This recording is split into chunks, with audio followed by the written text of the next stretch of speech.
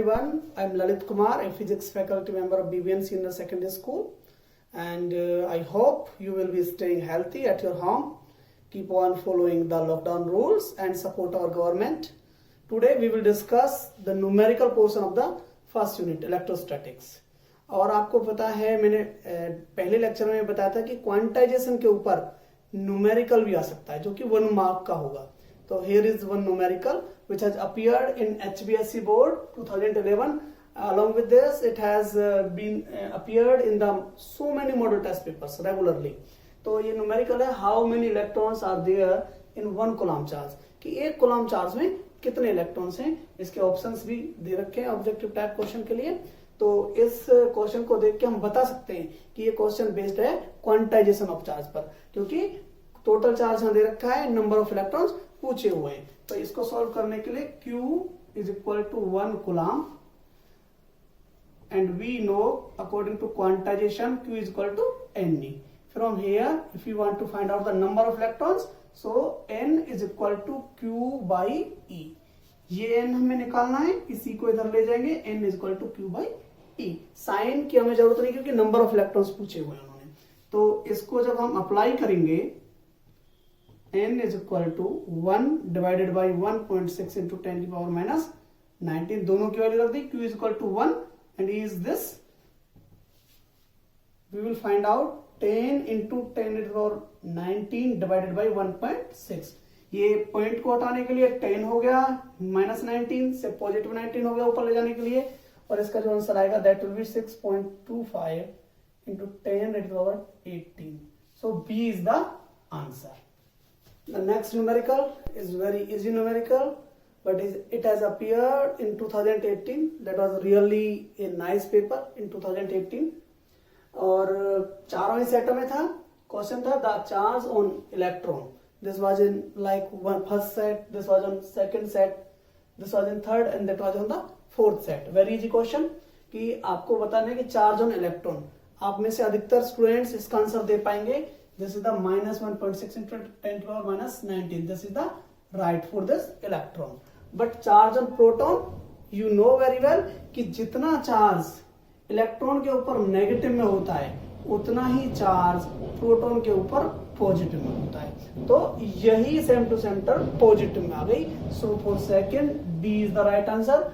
अब कुछ बच्चे थोड़ा सा सोचना पड़ेगा चार्ज ऑन न्यूट्रॉन.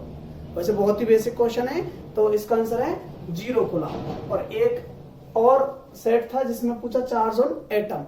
कई स्टूडेंट यहाँ पे कंफ्यूज हो जाते हैं और कहीं ना कहीं कंसेप्ट की क्लियरिटी उनकी छोटी क्लासों में नहीं रही होगी, इसी वजह से उन्हें प्रॉब्लम फेस करनी पड़ रही होगी.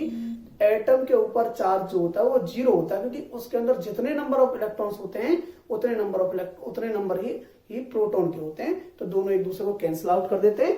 इस तरीके से हमारा charge on atom is 0 coulomb. Next question is how can you charge a metal sphere positively without touching it. कि आप किसी मेटल स्फीयर को बिना टच किए कैसे चार्ज करोगे.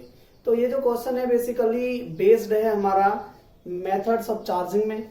और मेथड्स ऑफ चार्जिंग में एक मेथड था हमारा चार्जिंग बाय इंडक्शन, जो कि था चार्जिंग विदाउट कॉन्टैक्ट. तो इसमें भी बिना कॉन्टैक्ट के चार्ज करने के लिए कह रहा, तो हम वही method charging by induction he use करेंगे.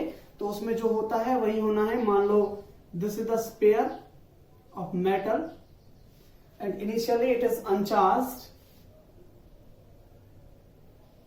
and you know that we are to charge it with positive charge. तो इंडक्शन में आपको पता है जो चार्ज आप इसके नजदीक लाओगे उसके जस्ट अपोजिट चार्ज इसके ऊपर क्रिएट होगा. तो हमें पॉजिटिवली चार्ज करना है, तो इसका मतलब यहाँ पे हमें नेगेटिवली चार्ज बॉडी लेके आनी पड़ेगी. और जब नेगेटिवली चार्ज बॉडी इसके पास लाई जाएगी तो ये पोलराइज हो जाएगा, पॉजिटिव चार्ज इसका इधर आ जाएगा, नेगेटिव चार्ज हमारा इधर चला जाएगा. एंड आफ्टर दैट हम इस चार्ज को अर्थ से कनेक्ट करके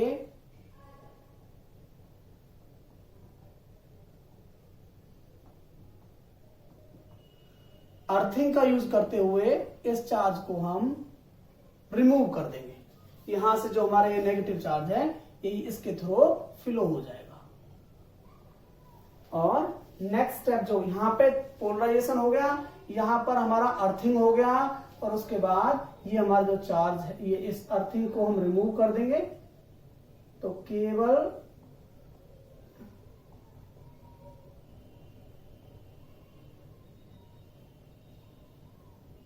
यहां पर केवल पॉजिटिव चार्ज बचा।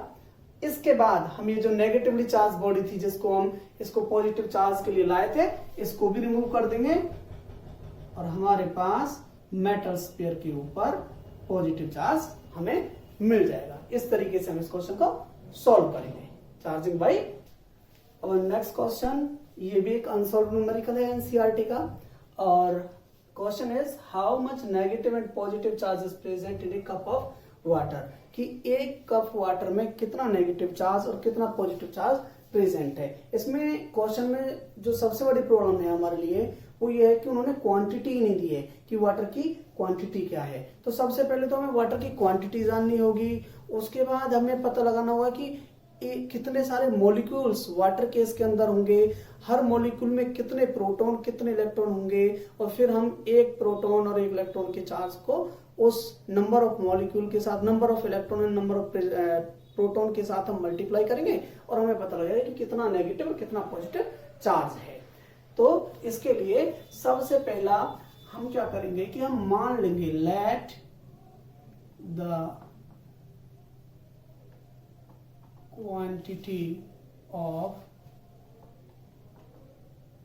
Water is equal to 250 gram. Generally cup के अंदर 250 ग्राम वाटर आता है, ये हमने मान लिया जब उन्होंने नहीं दिया तो। अच्छा, इसके बाद हम क्या करेंगे, हमें निकालना है कि नंबर ऑफ मॉलिक्यूल्स कितने हैं वाटर के इस 250 ग्राम वाटर में। तो इसके लिए सबसे पहले मॉलिक्यूलर मास,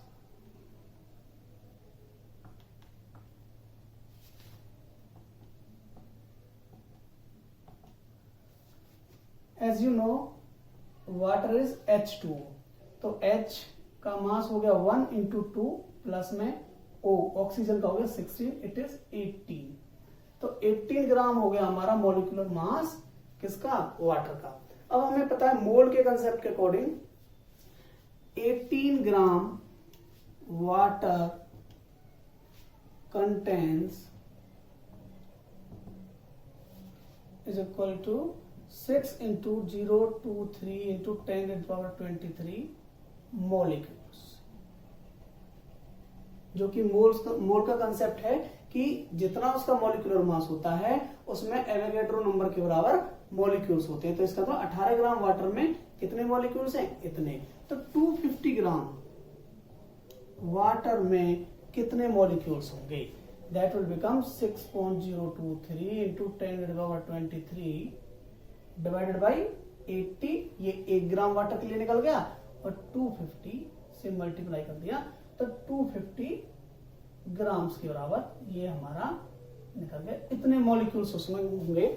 मैं अभी इस कैलकुलेशन को नहीं कर रहा हूं क्योंकि कैलकुलेशन हम लास्ट में जाके कर लेंगे, जो भी कुछ कैंसिल आउट होना होगा वो लास्ट में हो लेगा और उससे कहीं ना हमारा कैलकुलेशन आसान हो जाएगी, जो भी कैंसिल आउट होना होगा वो हो जाएगा।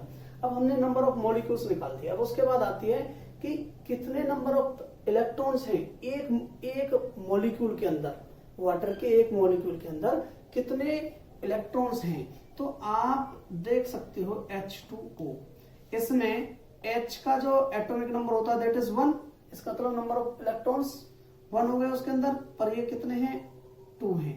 यहाँ पे 2 एटम्स हैं हमारे हाइड्रोजन के। उसके बाद ऑक्सीजन में आते हैं, ऑक्सीजन का जो एटॉमिक नंबर होता है दैट इज 8। तो इस तरीके से 10 इलेक्ट्रॉन्स हैं एक मॉलिक्यूल में। तो 1 molecule contains number of electrons is equal to 10 electrons। 10 electron रखता है एक मॉलिक्यूल। तो हमारा जो ये मॉलिक्यूल्स हैं, इतने सारे वाटर मॉलिक्यूल्स हैं, तो इनके अंदर कितने इलेक्ट्रॉन्स होंगे,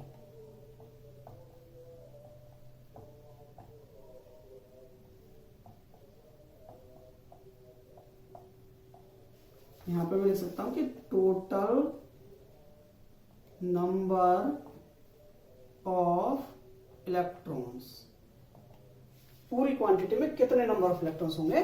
तो ये हमारे टोटल नंबर ऑफ मॉलिक्यूल्स हैं, इनटू में 10, क्योंकि एक मॉलिक्यूल में 10 है तो इतने सारे में कितने हो गए। यहाँ पे हमने इस तरीके से नंबर ऑफ इलेक्ट्रॉन्स निकाल दिया, ये इतने नंबर ऑफ इलेक्ट्रॉन्स हमारे हैं। अब हमें पता है कि जितने नंबर ऑफ इलेक्ट्रॉन्स होते हैं उतने नंबर ऑफ प्रोटॉन्स होते हैं, तो नंबर ऑफ प्रोटॉन्स भी सेम ही है, ये भी हमें पता चल गया यहां से। अब आएगा टोटल नेगेटिव चार्ज। हमें पता है इतने इलेक्ट्रॉन्स हैं, तो इसमें हम चार्ज हमें निकालना है, तो क्या करेंगे, एक इलेक्ट्रॉन के ऊपर जितना चार्ज है उससे मल्टीप्लाई कर देंगे। 6.023 into 10⁻23 250 into 10 divided by 18 into में 1.6 इंटू 10⁻⁻19। इस मल्टीप्लाई की कैलकुलेशन को हम कर लेंगे और हमारा आंसर आएगा 1.338 इंटू 10⁻7। क्योंकि ये नेगेटिव चार्ज है तो हम इसको नेगेटिव साइन यहाँ पे इंडिकेट कर देंगे, क्योंकि यहाँ पे हमारा जो ये 1.6 वाला जो चार्ज है इलेक्ट्रॉन के ऊपर ये नेगेटिव है, तो इतने कूलम्ब चार्ज हमारा इसमें नेगेटिव चार्ज होगा। ऐसे ही as we no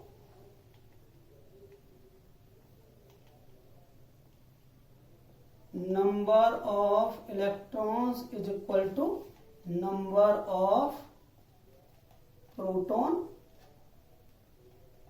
so the positive charge will also be equal, और यही सेम टू सेम चार्ज हम पॉजिटिव पे दिखा देंगे। इस तरीके से हम इस अनसॉल्व न्यूमेरिकल को हमने next unsolved question of the NCERT book is when a glass rod is rubbed with a silk cloth charges appears on both.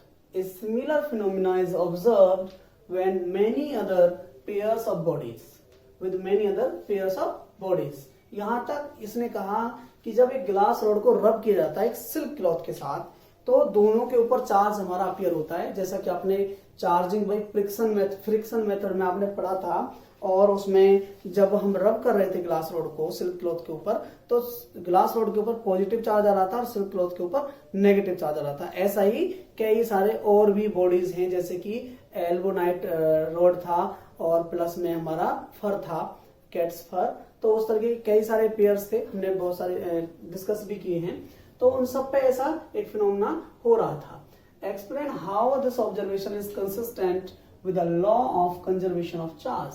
हमें वो पूछ रहा है कि आप इसकी एक एक्सप्लेनेशन दो कि इस तरीके से जो चार्ज अपीयर हो रहा है दोनों पर, वो कंजर्वेशन ऑफ चार्ज को किस तरीके से फॉलो कर रहा है, कंसिस्टेंट होने का मतलब उसको फॉलो कर रहा है। तो क्वेश्चन आपको बहुत अच्छे से समझ में आ गया होगा।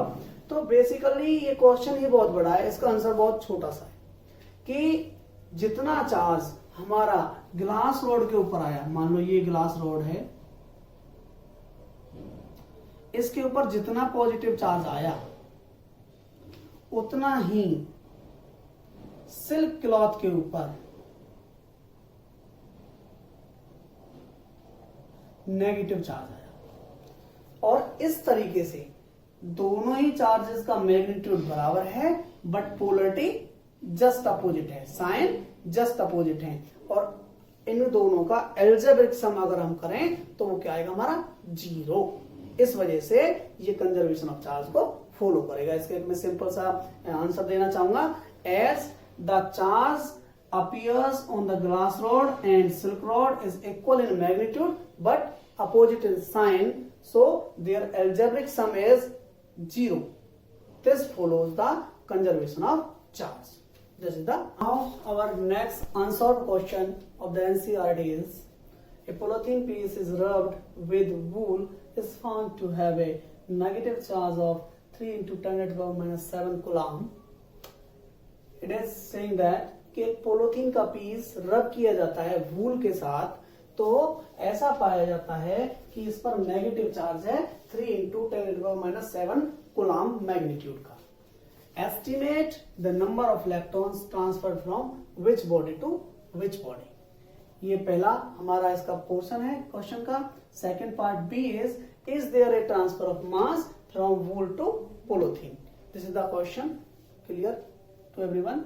और अगर हम देखें तो फर्स्ट जो पार्ट है हमारा, जिसमें कि हमें नंबर ऑफ इलेक्ट्रॉन्स निकालने हैं, कितने नंबर ऑफ ट्रांसफर हुए हैं हमारे, कितने नंबर ऑफ इलेक्ट्रॉन्स, ये बेसिकली क्वांटाइजेशन ऑफ चार्ज है।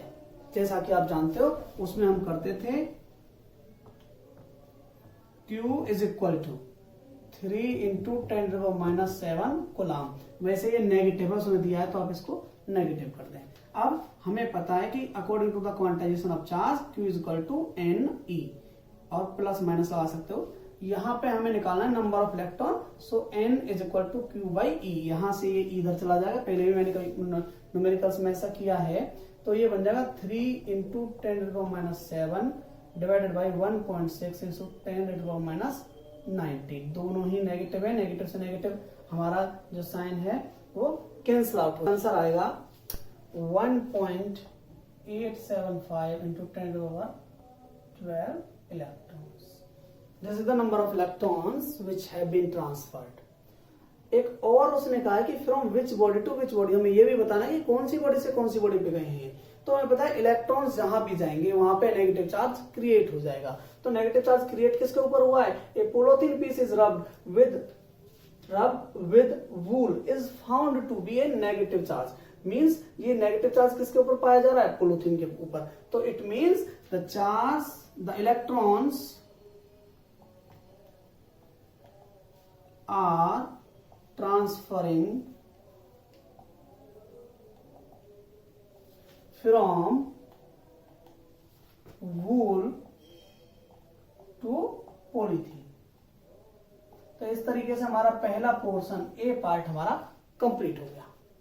अब उसके बाद B portion, is there a transfer of mass from wool to polythene. जब चार्जिंग कंसेप्ट मैंने आपको समझाया था तो उसमें क्लियरली मैंने आपको बताया था कि जब चार्ज हमारा ट्रांसफर हो रहा होता है तो उसके साथ में मास भी हमारा ट्रांसफर हो रहा होता है, क्योंकि बेसिकली चार्जिंग कंसेप्ट या ट्रांसफरिंग ऑफ चार्ज जो है basically it is the transfer of electrons, और इलेक्ट्रॉन्स के अंदर भी मास होता है, चाहे बेशक वो माइक्रोस्कोपिक लेवल पे हो। तो हमारा जो बी पोर्शन है हमें पता चले कितने इलेक्ट्रॉन्स हमारे ट्रांसफर हुए हैं, इतने। अब कितना मास हमारा ट्रांसफर हुआ होगा? जितना इन इलेक्ट्रॉन्स का मास होगा। तो मास ऑफ इलेक्ट्रॉन्स ट्रांसफर्ड